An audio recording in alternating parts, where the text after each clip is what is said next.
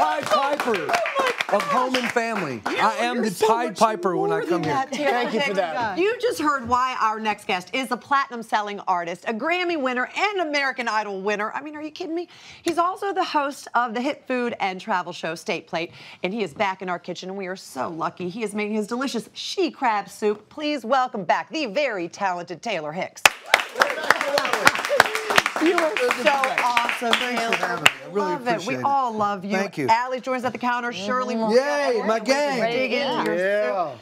All right, so you visited South Carolina, which is it's very apropos right now, and we'd like to send all of our love and our prayers to everyone affected by Hurricane Florence, of course. And while you were in South Carolina, you made something called she crab soup. So first of all, what is she crab soup, and why is it so different? She crab soup is a predominantly southern dish, but you can eat it year-round, and it's more seasonal fall, which is perfect for this time of year.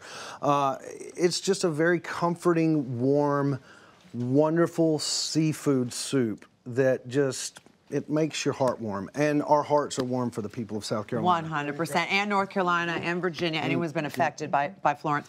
So she crab soup is a little different because it has to be a female crab. It does. It's not called he crab. It ain't he, it's she. And you use the crab roe. There is a roe. There is a female crab roe that you use that actually makes the dish she crab. Which is like the caviar of the crab, because that's what caviar So is. female crab meat doesn't taste different. It's the roe that makes it different. The roe that Got is it. the Because it's the difference crab in it. eggs. It's like the same thing with caviar. All right, let's get started. So it's absolutely delicious, and it's more hearty, I think, than a regular crab soup, wouldn't you say? A little bit, yeah, a little bit more hearty. So it starts over here. We start with the flour, we start thickening the flour here. So we're gonna take this flour and put it here with the, we've got onions and celery sweating in the pot. We had that going for about 6 minutes. Yep. Then Okay. we take our chicken stock here. Add that to it. We add chicken stock, or if you want to use crab stock, you can do that too. Sure, or seafood stock. And then we have The seafood we have a base. seafood base. Or the crab base. Or crab base. Now you could get this online, or you can use any sort of seafood stock or seafood base that you want to. Sure. I bet you could probably take a seafood stock and reduce it. You can. Just till you get it real thick. Milk. Okay. We got milk. It's coming together nice. huh? Yeah. It's so hearty. Like, I feel like coming in on a cool fall day and having this soup, it just like Wonderful. Like a hug. Fresh cream, y'all. So heavy cream. Heavy cream, y'all. Yeah. Wow. Is there butter in Taylor this? Hicks in the kitchen right now. He's on the stage and playing. And look, You stir. I'm going to stir. You stir. I love This it. comes together. Okay, you stir. Sherry. A little bit of sherry. Sherry, y'all. Sherry, y'all. These are all This the. is one of my favorite Southern soups, or one of my favorite soups of all time. It's got such fresh ingredients. Obviously, the fresh cream. Yep. The milk, the sherry, which kind of gives a little bit of pop. We've got lemon juice here.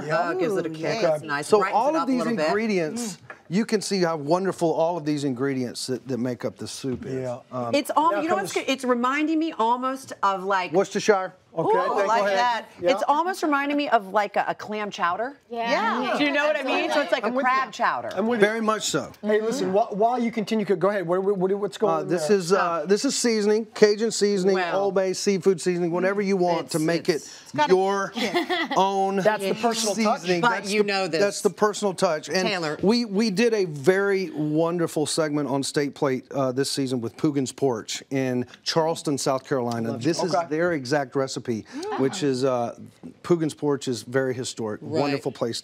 Best she crab soup in the world. So I think it's mace, some white pepper, some White pepper. Okay. some of course Old Bay seasoning, because Old Bay seasoning, I mean, if you don't have Old Bay seasoning Then you don't in your cupboard and you're from the South, they'll You send you to the north. You lose your southern papers. card. I want to ask you about season 3 of State Plate while you're cooking. I know you got a lot going on. I want to make sure you finish this too. But tell us what we can expect in season 3. Season 3, it's a well-oiled machine at this point. State Plate's on for 3 seasons. We are finishing 50 states. Oh, wow.